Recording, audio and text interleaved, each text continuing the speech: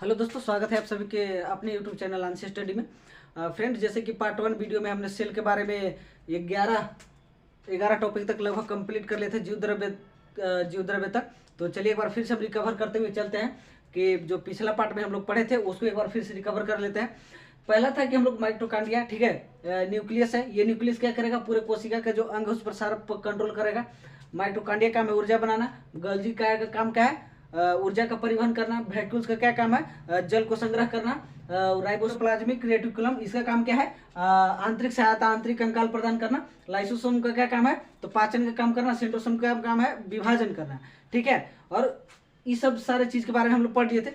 अब हम लोग बराबर टॉपिक से स्टार्ट करते हैं, सेलिया एंड फ्लैजिला, ठीक है।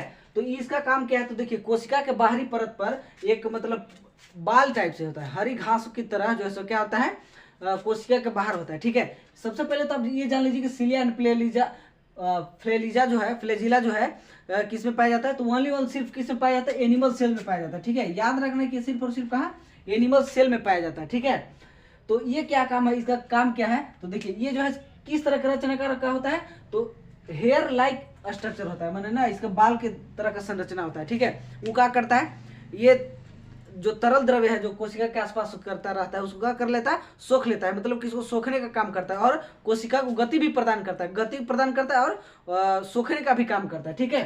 तो ये चीज का काम है, सिलिया और फ्लैजिला का काम है, ठीक है। अब आगे चर्चा करते हैं हम लवक के बारे में, ठीक है। तो लवक क्या है, तो देखिए लवक कोशिका की बात करें तो लवक को इंग्लिश में बोलते हैं प्लास्टिड, ठीक है। और ये कहाँ पाया जाता है, तो सिर्फ और सिर्फ ओनली फॉर कहाँ पाया जाता है, प्लांट में पाया जाता है। तो लवक जो है, प्लास्टिड जो है, इसको इंग्लिश में प्लास्टिड बोलते हैं। ये कहाँ पाया जाता है, मॉलिक्यूल सिर्फ प्लांट में पाया जाता है और पौधों में बहुत बड़ी मात्रा में पाया जाता है, ठीक है। तो लवक कितने प्रकार के होते हैं, तो लवक आपको 3 प्रकार के होते हैं। कौन कौन, तो आपको पहला है क्रोमोप्लास्ट, माने कि हरित लवक जिसको बोलते हैं। तो ये क्या करता है, तो देखिए ये पत्ती में पाया जाता है और तना में पाया जाता है ना। और इसका काम क्या है, भोजन का निर्माण करना, ठीक है। तो आप एक चीज जान लीजिए, पौधे जो है सो भोजन का निर्माण कैसे करते हैं, तो प्रकाश संश्लेषण की विधि से करते हैं, ठीक ना। जल और सूर्य के प्रकाश को लेकर के, जल की उपस्थिति में सूर्य के प्रकाश का उपयोग करके अपना भोजन बनाते हैं, ठीक है। तो आप इसका बेहतर जानकारी जो है सो कि अगले हम वीडियो में करेंगे, प्रकाश संश्लेषण का जिक्र, ठीक है। तो अब आगे बात करते हैं ल्यूकोप्लास्ट, ठीक है। ल्यूकोप्लास्ट क्या करता है, तो ल्यूकोप्लास्ट है अवर्णित लवक है, ठीक है। ये हरित लवक नहीं है, ये अवर्णित लवक है। ये क्या करता है, जड़ और मूल है ना, ये कहाँ पे रहता है, तो ये रंग प्रदान नहीं करता, ठीक ना। ये जड़ और मूल में रहता है। तो इसका काम क्या है, भोजन को संग्रह करना। सपोज दैट मान लीजिए कि ये जो कभी कभी पौधों में भोजन की कमी हो जाती है तो किसे अपना जो है क्षतिपूर्ति करता है, तो ये करता है किसके द्वारा, ल्यूकोप्लास्ट अवर्णित लवक के माध्यम से करता है, ठीक है। अगर सपोज दैट मान लीजिए कभी कभी जैसे हम लोग बीच में लॉकडाउन लगा था, तो लॉकडाउन में सभी लोग को खाने के लिए क्या हो गया था, लाले पड़ गए थे, है ना। जो भोजन स्टोर करके रखे थे, दाल चावल, वो सब अच्छे से खा पी रहे थे बैठ के। लेकिन जिन पे नहीं मिल पा रहा था उनको क्या किया जा रहा था, बाहर से सप्लाई किया जा रहा था, ठीक है। सरकार के माध्यम से उनको खाना दिया जा रहा था। तो उसी तरह से सपोज दैट अगर मान लीजिए कभी पेड़ पौधे में लग गया क्या, लॉकडाउन, उसको भोजन की जरूरत, मतलब भोजन के लाले पड़ गया, तो वो क्या करेगा, वो अपना जड़ के माध्यम से, जो हमारे जड़, उसका जो जड़ है वो जड़ में अपना भोजन क्या कर ले रहेगा, संग्रह कर ले रहेगा, ठीक है। वो पताई से भोजन निर्माण करेगा और जड़ में आके क्या कर लेगा, संग्रह कर लेगा, मतलब कि इकट्ठा कर लेगा और उसको उपयोग में लाते रहेगा, ठीक है। अब आगे चर्चा करते हैं क्रोमोप्लास्ट का। तो देखिए क्रोमोप्लास्ट क्या करता है, तो क्रोमोप्लास्ट जो है सो वर्णित लवक है। ये क्या करता है, पौधों में रंग प्रदान करता है, ठीक है। कैसा क्या प्रदान करता है, रंग प्रदान करता है। देखिए आप अगर बात करते हैं पौधों का हरा रंग किसके कारण होता है, क्लोरोप्लास्ट के कारण होता है, ठीक है, याद रखना है।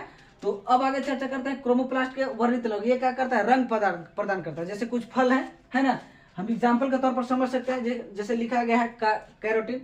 तो कैरोटीन जो है किसमें पाया जाता है, तो गाजर में। गाजर जो है पीला किसके कारण होता है, तो कैरोटीन के कारण, ठीक है। चुकंदर में क्या पाया जाता है, तो बीटानोन पाया जाता है। अब बात करते हैं टमाटर में क्या पाया जाता है, तो लाइकोपिन पाया जाता है। अब जो पीला फल होता है इसमें क्या पाया जाता है, तो जेंथोफिल पाया जाता है। तो ये सारी चीज क्या है, वो लवक का काम है, ठीक है। ये लवक जो है ये सभी मिलकर ये गाजर, चुकंदर और ये पीला फलों में है, ये क्या करते हैं, उसको रंग प्रदान करते हैं कि यह किस कलर का होगा, ठीक है। अब आगे चर्चा करते हैं हम लोग गुणसूत्र पर। देखिए तो गुणसूत्र क्या है, तो एक कोशिका जब हमारे शरीर में है, सबसे छोटी से छोटी इकाई क्या है, कोशिका है। तो अगर आप कोशिका को एक मान लीजिए कहीं से पे निकालते हैं तो 8-10 कोशिका निकल जाएगा, है ना। तो उसी में से एक छोटा कोशिका निकालेंगे और उसको फाड़ के देखेंगे, चीर के देखेंगे, तो उसको में बहुत सारे अंग दिखाई देंगे, माइटोकॉन्ड्रिया, गोल्जी का है, वैक्यूल्स और ये राइबोसोम, ये सब सारी चीज, क्रोमोसोम, वैक्यूल्स, ये सब सारी चीज दिखाई देगी, है ना। तो उसी में से हम एक और फाड़ेंगे तो क्या निकलेगा, न्यूक्लियस में से और फाड़ेंगे तो उसके केंद्र को फाड़ेंगे तो निकलेगा कौची, गुणसूत्र, जो किस आकृति का दिखाई देगा, इस आकृति का दिखाएगा, है ना। तो ये सब आकृति जो है सो अगर हम कोशिका को फाड़ के केंद्रक में गुणसूत्र देखते हैं तो 46 गो, मतलब कि 23 जोड़ा 46 इस प्रकार का गुणसूत्र हमको देखने को मिलेगा, ठीक है। तो ये चीज जान लीजिए कि गुणसूत्र जो है सो कहाँ पाया जाता है, तो गुणसूत्र कहाँ पाया जाता है, केंद्रक में पाया जाता है ना।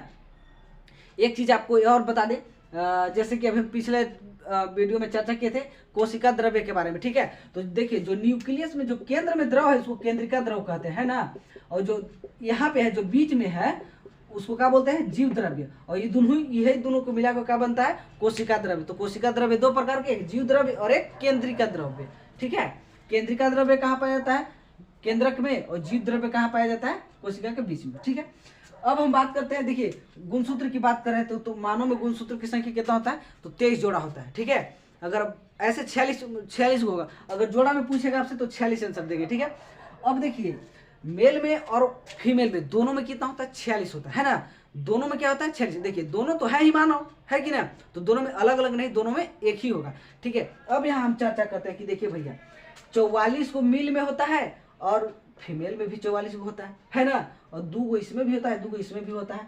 तो सब में जब बराबरे है तो भाई लड़की लड़की का है और लड़का लड़का का है, कैसे, लड़की के भी 2 हाथ है, लड़का के भी 2 हाथ है। तो देखिए कुछ नहीं, ये जो है गुणसूत्र की बात कर रहे हैं हम, तो गुणसूत्र जो है सो मानव में, मेल में कितना होता है, 46 होता है। तो देखिए 44 44, ये दोनों 44 मेल और फीमेल में है ना, दोनों 2 शरीर। अच्छा कभी सोचा है कि सब जोड़ा में ही क्या है ना। तो जोड़ा में देखिए, जोड़ा हमारे शरीर का अधिकतर भाग क्या है, जोड़ा में है। हमारा 2 हाथ है, 2 आँख है ना, 2 जबड़ा है, 2 कान है कि ना, फेफड़ा 2 है, किडनी 2 है, पैर 2 है। तो ज्यादातर अधिकांश चीज जोड़ा में है, इसलिए ये भी जोड़ा में है, इसलिए इसको भी जोड़ा में रखते हैं। तो देखिए मेल में क्या होता है कि 44 गुणसूत्र और 2 गुणसूत्र एक साथ पाया जाता है। तो देखिए ये दोनों जो 44 है ना, यही दोनों 44 के चलते क्या होता है कि लड़का के भी 2 गोड़ है, लड़की के भी 2 गोड़ है ना, सारा चीज 2 है। लेकिन ये जो दोनों कोशिका, ये जो दोनों गुणसूत्र है, ये दोनों X और Y और X गलती है लिखेगा, X और X, यही दोनों के चलते क्या करता है, लिंग निर्धारण करता है। लिंग निर्धारण करता है कहने का मतलब कि लड़का होगा कि लड़की होगा, यही दोनों गुणसूत्र के चलते हमें यह पता चलता है कि कोई लड़का है और कोई लड़की है, ठीक है। ये जो 44 है, 44 क्या करता है, ये 44 तो शरीर का ढांचा बना ही देता है अलग अलग सबका, सेम लड़का और लड़की का, लेकिन लिंग निर्धारण कर देता है कि लड़का है और ये लड़की है। ये कौन गुणसूत्र है, यही XY और XX दोनों मिलके। हम इसके बारे में विस्तृत चर्चा करेंगे आपको कब, अगले टॉपिक में जब प्रजनन पढ़ाएंगे, ठीक ना। तो उसमें बताएंगे रिप्रोडक्शन चैप्टर में, जब उसको भी एक और पार्ट हम आपको डाल दिए हैं, उसमें अलग पार्ट एक और चलेगा, ठीक है। अब देखिए इसमें गुणसूत्र जो है केंद्र में उपस्थित रहता है, DNA और RNA जीन। देखिए गुणसूत्र जो है DNA RNA जीन कहाँ रहता है, केंद्रक में रहता है ना। तो केंद्रक को और बड़ा करते जाएंगे, इसी को और खींच के बड़ा करेंगे तो इसके अंदर DNA मिलेगा, है ना, जीन मिलेगा, RNA मिलेगा। तो इसी को जूम करके चलेंगे तो ठीक है। अब आगे चर्चा करते थोड़ा सा हम बारे में जान लेते हैं कि शरीर की सबसे छोटी इकाई क्या है, कोशिका है। ये चीज याद रखना है, ठीक है।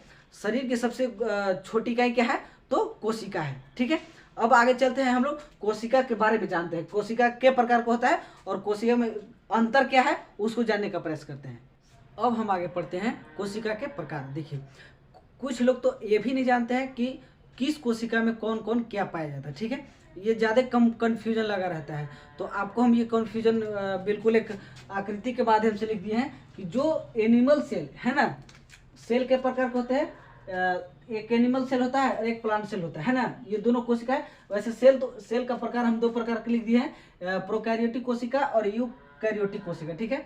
तो हम पहले इस पर चर्चा कर लेते हैं कि जंतु कोशिका और पादप कोशिका जो है क्या क्या है और इस किस में क्या क्या पाया जाता है, किस में क्या नहीं पाया जाता है। तो जो जंतु कोशिका है इसके ई साइड लिख दिया गया है जो पाया जाता है, और पादप कोशिका जिसमें जो जो पाया जाता है उसको ई साइड लिख दिया गया है, और जो दोनों में कॉमन चीज है जो दोनों में पाया जाता है उसको बीच में लिख दिया है। आई होप इसको आप अच्छे से समझ में आएगा। तो चलिए शुरू करते हैं। सबसे पहले एनिमल सेल। एनिमल सेल जो है, एनिमल सेल में क्या पाया जाता है, तो एनिमल सेल का जो है आकार कैसा होता है, तो आकार इसका गोल होता है, ठीक है, और इसका कैसा होता है, चकोर होता है। अगर बात करें साइज का तो स्मॉल लेवल में होता है। एनिमल जंतु कोशिका स्मॉल साइज का होता है, लेकिन यही प्लांट सेल की बात करते हैं तो लार्ज होता है, माने कि स्मॉल जो ये छोटा होता है और ये बड़ा होता है। जंतु कोशिका क्या होता है, छोटा होता है, लेकिन पादप कोशिका क्या होता है, बड़ा होता है ना। और जंतु कोशिका कैसा होता है, गोल होता है बिल्कुल, लेकिन यही अगर हम बात करते हैं पादप कोशिका तो कैसा होता है, चौकोर होता है। चौकोर मैंने बोले तो क्या चीज, चरखूट है ना, वर्गाकार। अब हम आगे बात करते हैं वैक्यूल्स का। तो देखिए जंतु कोशिका जो वैक्यूल्स होता है जिसको हम रसधानी बोलते हैं, मतलब कोई जल संग्रह करने का काम करता है, वो सबसे छोटा होता है किसमें, जंतु कोशिका में। लेकिन पादप सेल में क्या होता है, बहुत बड़ा होता है। क्यों, क्योंकि बड़ा बड़ा पेड़ होता है ना, तो उसको जल संग्रह की मतलब जल की आवश्यकता बहुत ज्यादा होती है, तो इसीलिए। अब बात करते हैं कि जंतु कोशिका में सिर्फ और सिर्फ क्या पाया जाता है। तो देखिए जंतु कोशिका में सिर्फ और सिर्फ पाया जाता है क्या चीज, सिलिया पाया जाता है, फ्लैजिला पाया जाता है और लाइसोसोम पाया जाता है। सिलिया और फ्लैजिला के बारे में हम अभी जस्ट थोड़ी देर पहले बताए थे कि कोशिकाओं के बाहरी भाग में बालनुमा संरचना होते हैं, जिसको हम क्या कहते हैं, सिलिया फ्लैजिला कहते हैं, और ये क्या करता है, तरल पदार्थों को सोखने का काम करता है। हम बात कर रहे थे सिलिया और फ्लैजिला के, ठीक है। तो सिलिया और फ्लैजिला जो है सो जंतु कोशिका में पाया जाता है, और लाइसोसोम, तो लाइसोसोम पाया जाता है जंतु कोशिका में, जो क्या करता है, एक जल अपघटक एंजाइम के रूप में कार्य करता है, ठीक है। अब हम बात करते हैं पादप कोशिका में। तो पादप कोशिका में पाया जाता है सेल वॉल, जिसको हम कोशिका भित्ति कहते हैं ना, ये कोशिका को आकार प्रदान करता है, और प्लास्टिक का जो क्या करता है, भोजन बनाता है। प्लास्टिक जो क्या करता है, इसमें लवक का काम करता है ना, और फिर एक होता है क्लोरोप्लास्ट, ठीक है। तो ये सारी चीजें जो है सो कि पादप कोशिका में ये पाया जाता है, जो कि जंतु कोशिका में नहीं पाया जाता है। अब बात करते हैं कि दोनों में क्या कॉमन चीज पाया जाता है। तो हम आपको यहाँ दोनों के बीच में लिख दिए हैं एक लाइन मोटा करके, ठीक है। तो इसमें दोनों चीज देखिए क्या क्या दोनों में कॉमन चीज पाया जाता है। तो कॉमन चीज पाया जाता है क्या, झिल्ली। हम झिल्ली के बारे में बताए थे कि कोशिका झिल्ली के काम का है। तो कोशिका झिल्ली क्या होता है, पतली झिल्ली नुमा, मतलब होता है क्या, झिल्लीदार, है ना। वो क्या करता है, वो कोशिका को एक सुरक्षा प्रदान करता है, अर्धपारगम्य होता है ना। माइक्रोकांडिया क्या करता है, तो ऊर्जा बनाता है। तो देखिए चाहे जंतु कोशिका हो चाहे पादप कोशिका हो, कोशिका में ऊर्जा बनाने की तो आवश्यकता दोनों में है ना। तो माइक्रोकांडिया का काम क्या है, ऊर्जा बनाना। अब बात करते हैं राइबोसोम। तो प्रोटीन कौन बनाता है, राइबोसोम, है ना। तो राइबोसोम तो कौन, 70S या 80S, तो याद रखना कि 80S राइबोसोम पाया जाता है, ठीक है। और अब बात करते हैं ER, एंडोप्लाज्मिक रेटिकुलम का बात करते हैं। तो ये दोनों में होता है। तो एंडोप्लाज्मिक रेटिकुलम के बारे में हम क्या जानते थे, वो क्या करता था, आंतरिक कंकाल और आंतरिक सहायता प्रदान करता था, ठीक है ना। फिर गोल्जी बॉडी का क्या काम है, तो गोल्जी बॉडी का काम क्या है, परिवहन करना, ऊर्जा का परिवहन करना। तो ये सब चीज जो है हम बता रहे हैं, ये जंतु कोशिका और पादप कोशिका दोनों के बीच में जो कॉमन चीज है उसको हम बता रहे हैं, ठीक है। अब आगे चर्चा करते हैं केंद्रक का। तो केंद्रक जो है आपको सेल में भी पाया जाता है, जंतु कोशिका में भी पाया जाता है और पादप कोशिका में भी पाया जाता है। अब आगे चर्चा करते हैं सेंट्रोसोम का। तो देखिए कोशिका विभाजन जो है दोनों में पाया, अगर बोलेगा कि जंतु कोशिका और पादप कोशिका में जो विभाजन है क्या दोनों में होता है, तो बोल देंगे कि हाँ दोनों में होता है। लेकिन एक चीज जान लीजिएगा कि जब बड़े बड़े पादप जो है पौधे होता है उसको में कोशिका का विभाजन कैसे होता है, तो दोनों में कोशिका का विभाजन होता है प्लेटलेट्स के माध्यम से, ठीक है। किसके माध्यम से, तो प्लेटलेट्स के माध्यम से होता है। और इसमें किसके माध्यम से होता है, तो सेंट्रोसोम के माध्यम से होता है। तो ये सारी चीजें हम सेल के बीच में जंतु कोशिका और पादप कोशिका के बारे में जान लिए। अब आगे चर्चा करते हैं सेल कोशिका के बारे में। तो कोशिका कितने प्रकार के होते हैं, तो दो प्रकार के होते हैं, प्रोकैरियोटिक कोशिका और यूकैरियोटिक कोशिका। देखिए प्रोकैरियोटिक कोशिका और यूकैरियोटिक कोशिका में अंतर ये होता है कि एक होता है विकसित और एक होता है अविकसित, है ना।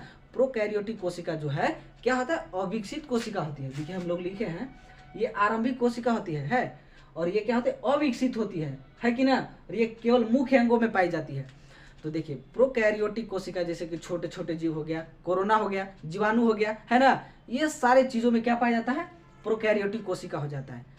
तो देखिए सबसे पहले एक कहते हैं ना कि सबसे पहले जो मतलब छोटा रहता है आकार में वो सबसे ज्यादा पहले रिकवर करता है। तो यहाँ पे एक और बात भी आती है, देखिए यूकैरियोटिक कोशिका, हम लोग में कौन सा कोशिका पाया जाता है, तो यूकैरियोटिक कोशिका। क्यों, क्योंकि विकसित कोशिका होती है ये ना। यूकैरियोटिक कोशिका क्या प्रकार के होते हैं, दो प्रकार के, एनिमल सेल और प्लांट सेल, और दोनों के बारे में हम चर्चा यहाँ पे विस्तृत रूप से कर चुके हैं, है कि ना। अब प्रोकैरियोटिक कोशिका के बारे में एग्जांपल में जान लेते हैं। तो ये जैसे कि नीलहरित शैवाल, नीलहरित शैवाल जो है क्या है, ये एक प्रोकैरियोटिक कोशिका का उदाहरण है। अब एक बार फिर से रिपीट कर लेते हैं, प्रोकैरियोटिक और यूकैरियोटिक कोशिका में। तो यूकैरियोटिक कोशिका जो होता है बहुत ही विकसित कोशिका होता है, जो किस में पाया जाता है, एनिमल सेल में और प्लांट सेल में पाया जाता है। लेकिन प्रोकैरियोटिक कोशिका जो है, प्रोकैरियोटिक कोशिका क्या, छोटे मोटे जीव जिसको हम मतलब कि बिल्कुल ना देख सकते हैं। आप प्रोकैरियोटिक कोशिका हो चाहे यूकैरियोटिक हो, आप इसको नंगी आंखों से नहीं देख सकते हैं, आप इसको खुली आंखों से नहीं देख सकते हैं, इसको बिना सूक्ष्मदर्शी के आप देख ही नहीं सकते हैं, बिल्कुल नहीं। तो ये हो गया प्रोकैरियोटिक कोशिका। आई होप आप सबको अच्छे से समझ में आया होगा। तो आज का सेशन यहीं पे समाप्त होता है। अगर वीडियो अच्छा लगता है